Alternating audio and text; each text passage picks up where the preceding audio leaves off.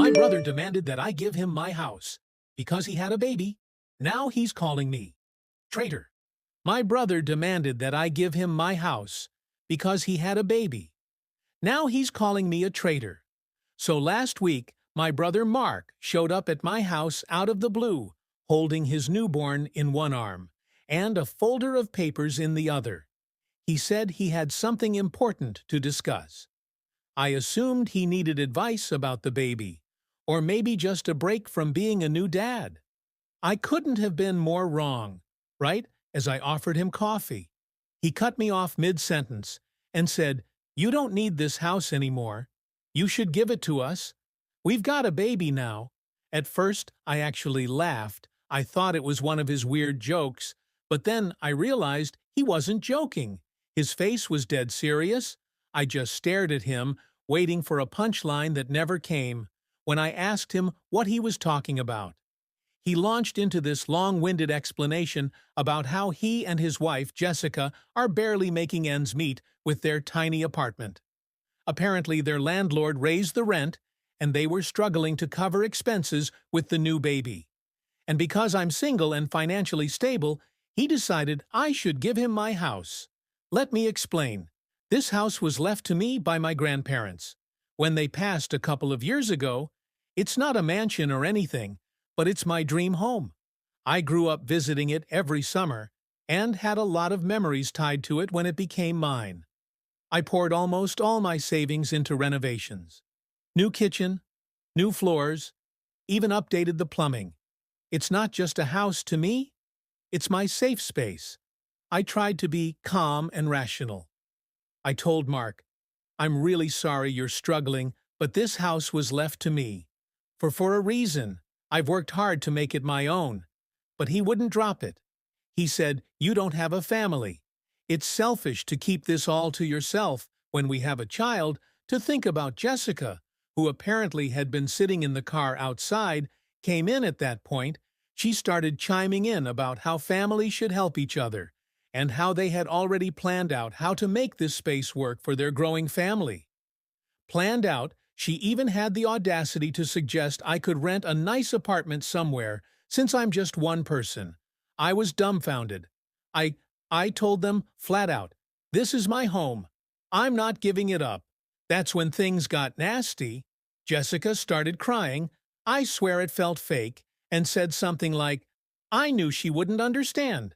She's always been selfish." Mark got more aggressive and accused me of hoarding resources. He actually said, "It's not fair that you have all this, while we're struggling to get by." At this point, I was so angry I could barely keep my voice steady.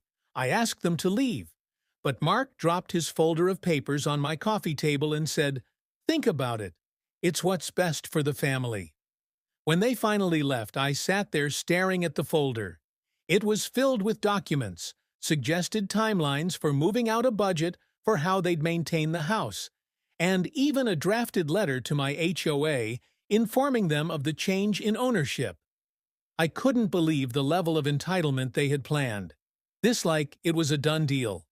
The next day, it got worse. My parents called me, and guess what? They're on Mark's side. My mom said, "You don't need such a big place. Sweetheart, Mark has a baby now, and it's only fair to prioritize the family." My dad said something like, "You're single. You have flexibility." They don't.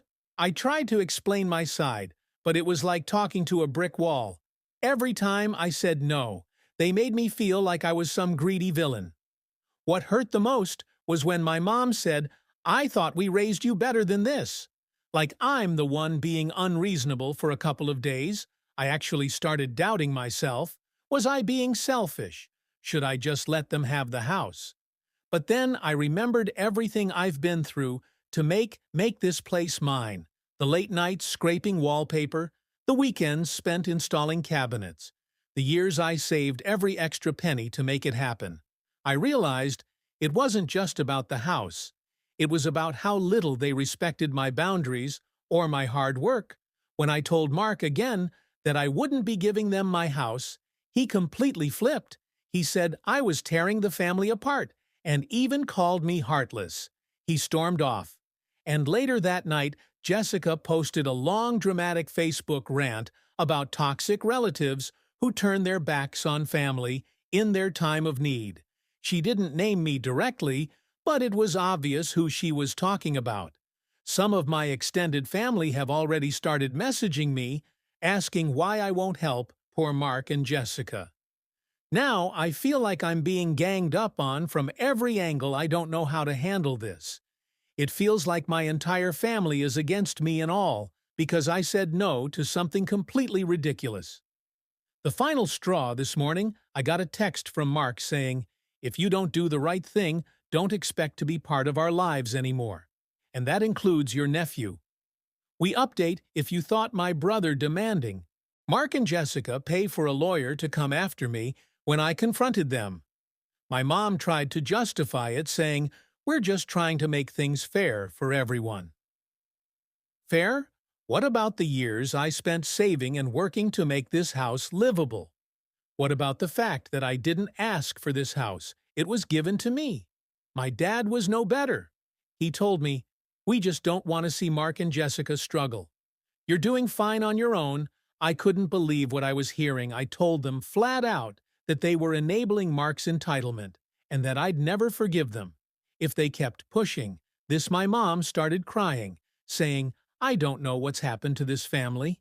"Yeah, Mom, neither do I," as if all that wasn't enough. Jessica has taken her campaign against me to social media. She's been posting all these SOB stories about how heartless I am for hoarding the family home, while their baby is crammed into a tiny apartment. She even posted pictures of their apartment, making it look worse than it is, along with a caption, like, "All we want is a safe space for our baby." Is that too much to ask? The comments are full of people sympathizing with her, saying things like, "Your sister should be ashamed of herself," and "Family is supposed to support each other." I tried to ignore it, but then I started getting messages from extended family members, cousins, aunts, even people I haven't spoken to in years. They're all saying I should do the right thing and help out. Some of them even accused me of being ungrateful for the inheritance. It's like they've completely forgotten that this is my house. At this point, I feel like I'm losing my mind every time I try to explain the situation. I met with guilt trips and accusations. It's not just the lawsuit or the social media drama, it's the fact that my own family has turned against me. I feel like I'm fighting a battle I never asked to be part of. But then things took an even darker turn while going through the legal documents again. I noticed something odd buried in the paperwork was a mention of a family agreement that I supposedly signed, stating that the house was meant to be shared. I was confused, because I've never signed anything like that. When I showed it to my lawyer, he confirmed what I was already suspecting. The signature was forged. I was livid. Who would stoop that low?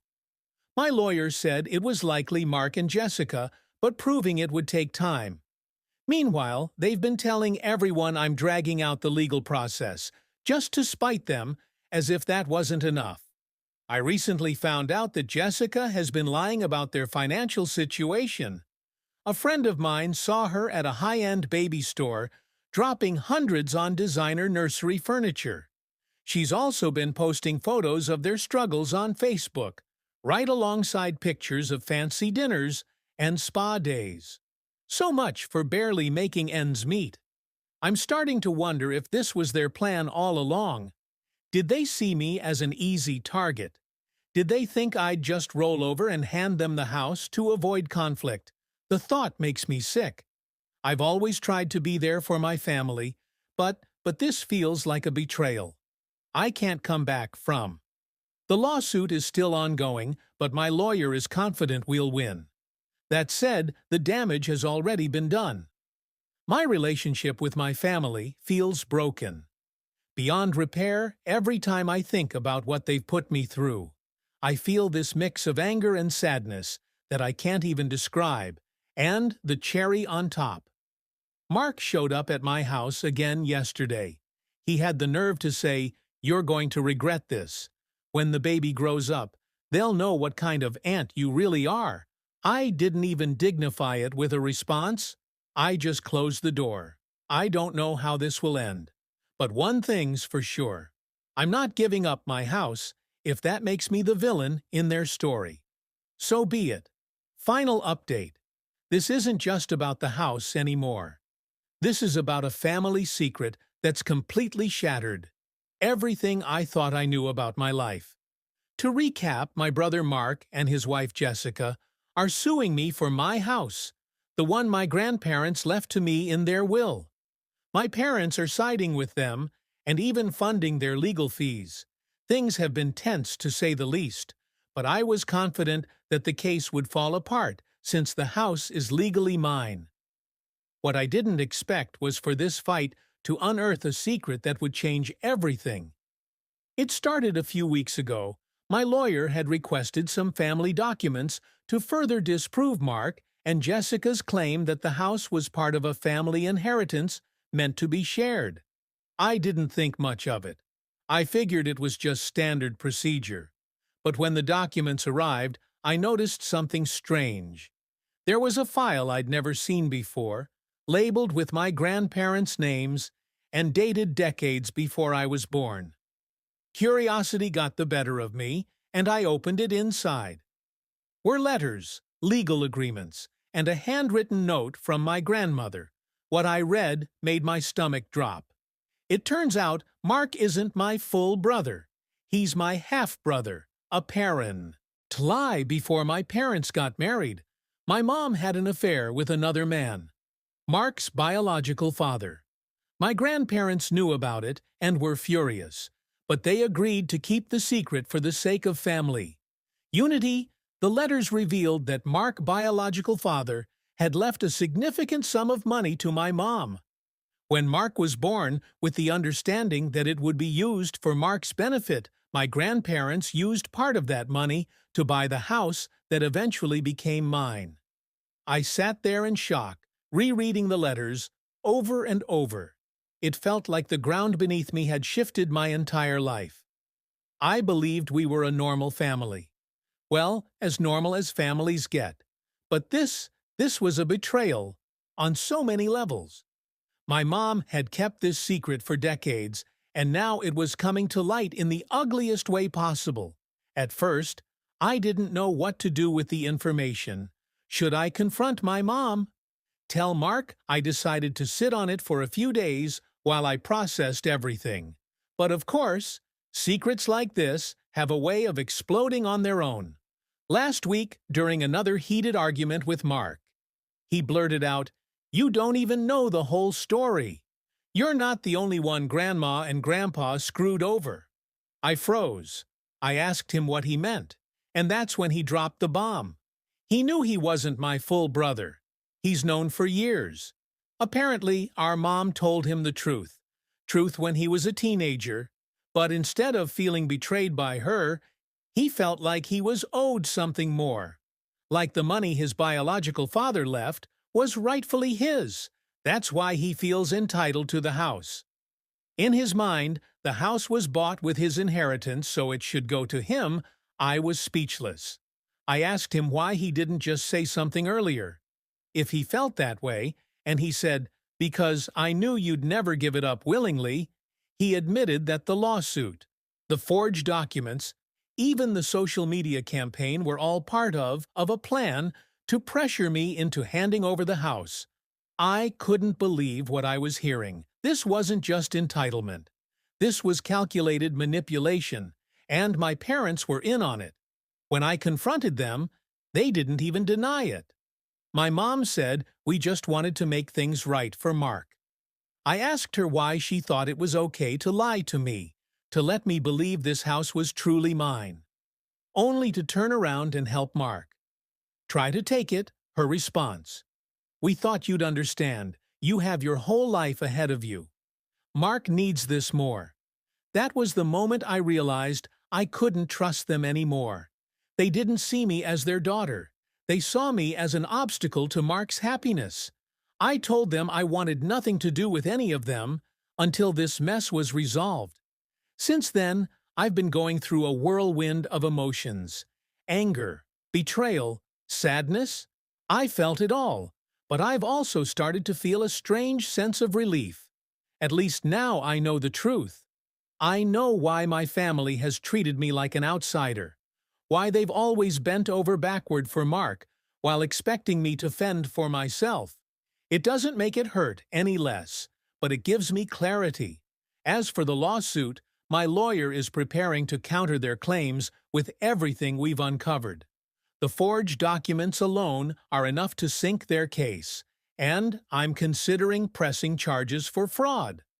Mark and Jessica are doubling down, though they've been telling everyone I stole Mark's birthright. Some of our extended family has turned against me, but others have started to see through their lies. The house is still mine, and I'm not letting it go, but the cost of keeping it has been higher than I ever imagined. My relationship with my parents and Mark is completely destroyed.